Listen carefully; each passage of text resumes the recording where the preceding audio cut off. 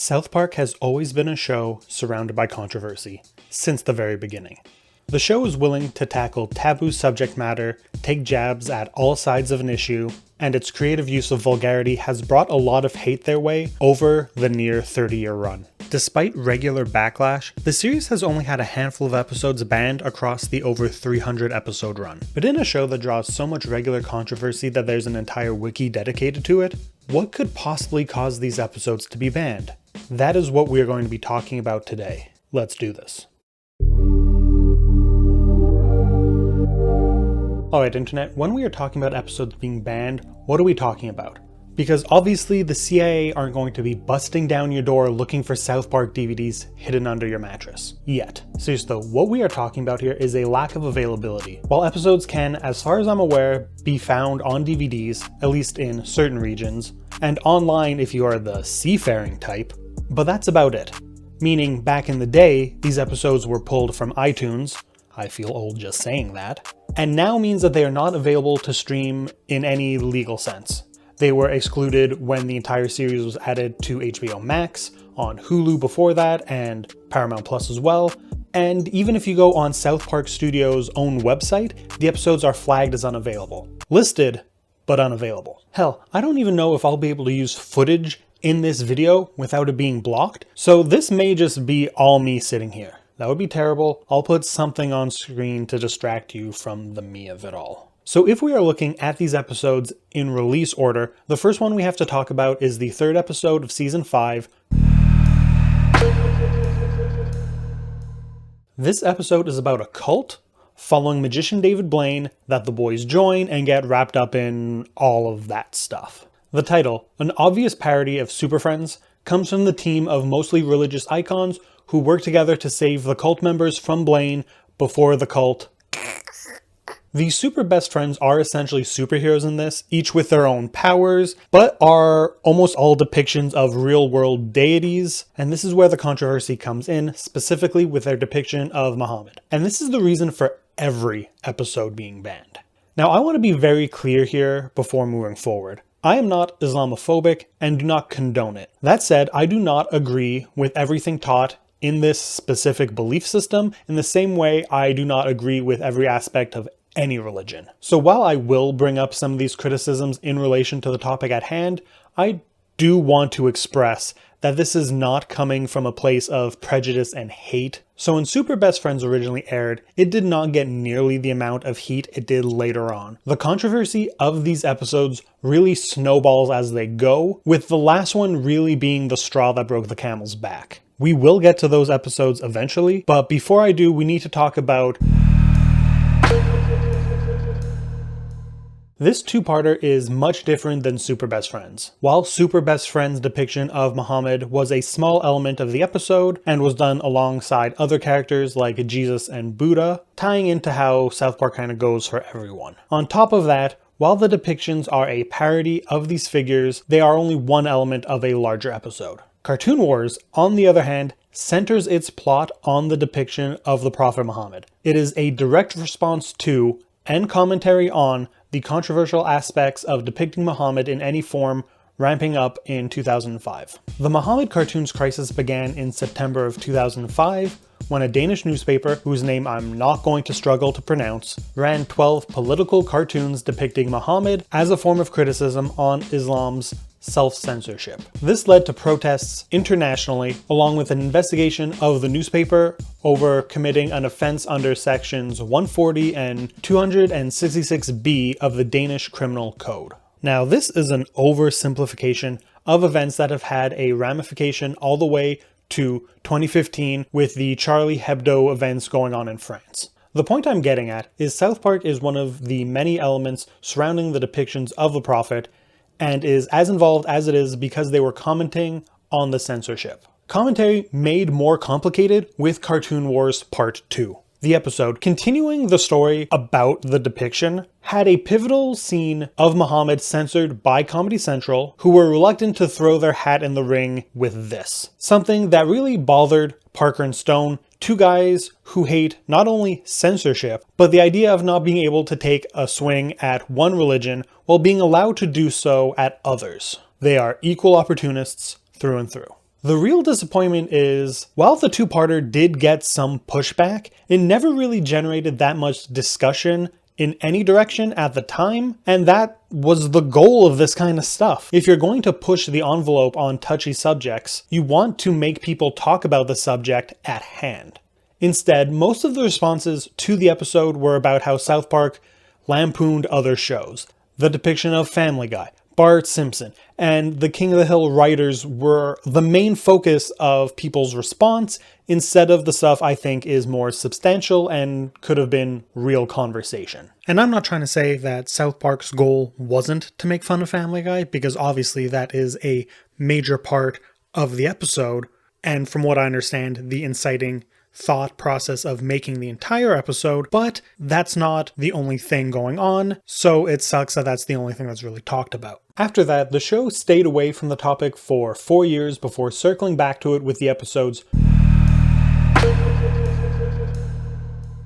200 and 201 are a two-parter celebrating the 200th episode of South Park, and really is an homage to the series as a whole, while still feeling like a real episode and not just a trashy gimmick. The show unites some of the most well-known South Park storylines, like Tom Cruise and other celebrities the series has made fun of, the way they would pick on ginger people, and the mystery of Cartman's dad, and ties them all around how the town needs to bring out Muhammad to save them. This one is another clear commentary on the controversy, and specifically the backlash they had gotten from the portrayal in the past. It isn't even subtext in this episode, but full-on text, with characters spitballing how they can do so, asking if options would be okay, very nervously. They even bring up Super Best Friends, and how they were able to show him off then, commenting on how backlash has grown over the years. Of these two episodes, episode 200 is more of a clear commentary through and through, with 201 doubling down more on the callbacks to prior episodes. That said, I do think in terms of South Park's overall lore, 201 is the bigger loss. This is because it is when we get the reveal that Scott Tenorman's father was also secretly Cartman's father, meaning that Cartman fed his dad's corpse to his half-brother. This is a big deal, as the Chili episode is a turning point in Cartman's arc, so finding out how it blows back at him is a big bit of information to have lost to people watching for the first time on streaming services. What I want to talk about here isn't a single show or religion, but censorship. Because of these external forces, Comedy Central forced the censorship of the show that wouldn't have been done otherwise. They don't force this stuff on other religious figures in the same episodes, or the extreme violence and vulgarity that South Park does regularly. The creators made the show for Comedy Central for so long because they allowed this stuff. Now, I am not a big fan of censoring art. I think that when something is made within parameters and follows them, then that is the piece. Like if you're making a Hallmark movie and turn it into Antichrist, that's probably going to get thrown in the bin, you know? But if you're making a pilot for HBO and the show you turn in is The Wire, they can't get mad at language or violence. None of that happened, by the way. That was just a hypothetical example. To the point of what I'm saying, when Comedy Central aired 201, it was heavily censored after the backlash of 200. And I don't mean blacking out the physical depiction, because that was clearly a choice. It happened to Tom Cruise when he gets the juice, so that was part of the commentary itself. And it might be different for the blacking out in Cartoon Wars, I'm not 100% sure on that. But it has to be intentional for 201. What I'm talking about is how in 201, the network censored when they said Muhammad, as well as some other dialogue surrounding his plotline in the third act. And that all just sits wrong with me.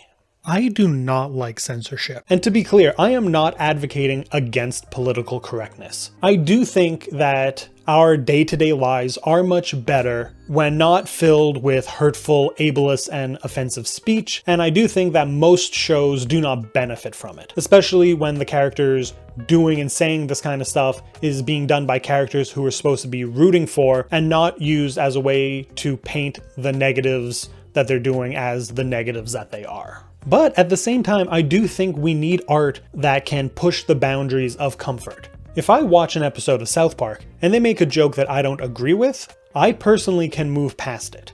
I can do that because I know the off-color jokes are, especially now, used to further the point being made by the episode as a whole, and I want to emphasize because it is making a point beyond the joke itself. So why the censorship? Why take the episodes down? It was for safety reasons. And that's why talking about all of this is so complicated. Because despite all that I just said about my views on censorship in art, Comedy Central did this to protect their employees. The group Revolution Muslim published a post after the airing of episode 200 and warned that Parker and Stone would, quote, probably wind up like Theo Van Gogh, referencing the filmmaker Theo Van Gogh, who was murdered for his short film Submission Part 1 that had criticized the treatment of women in Islam. The Post did this while also publishing their production company's address and the address of Comedy Central's office. Now, they claim this wasn't a threat, just a warning.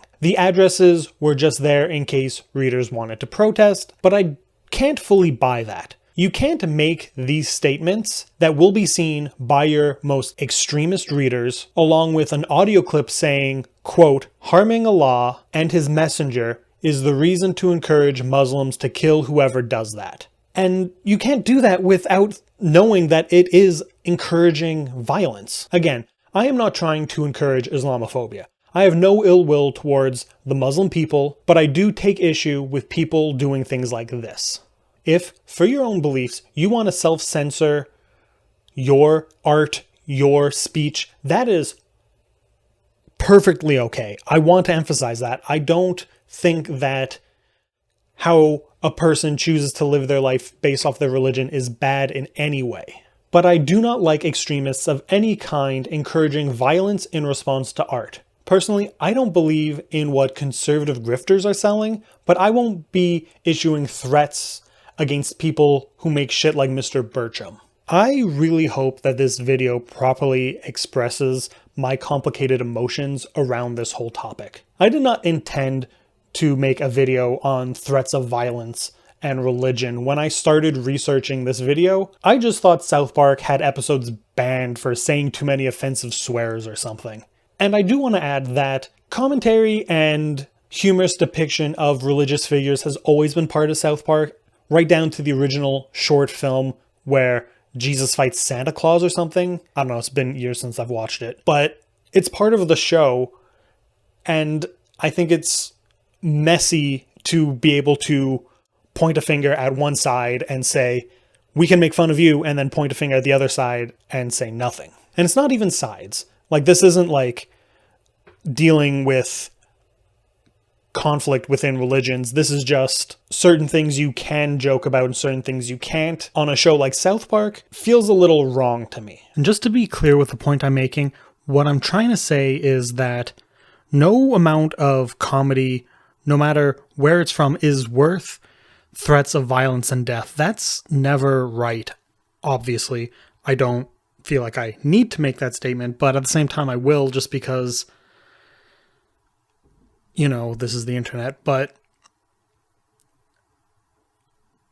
it's just a really fucked up situation, honestly. Anyways, thank you so much for watching.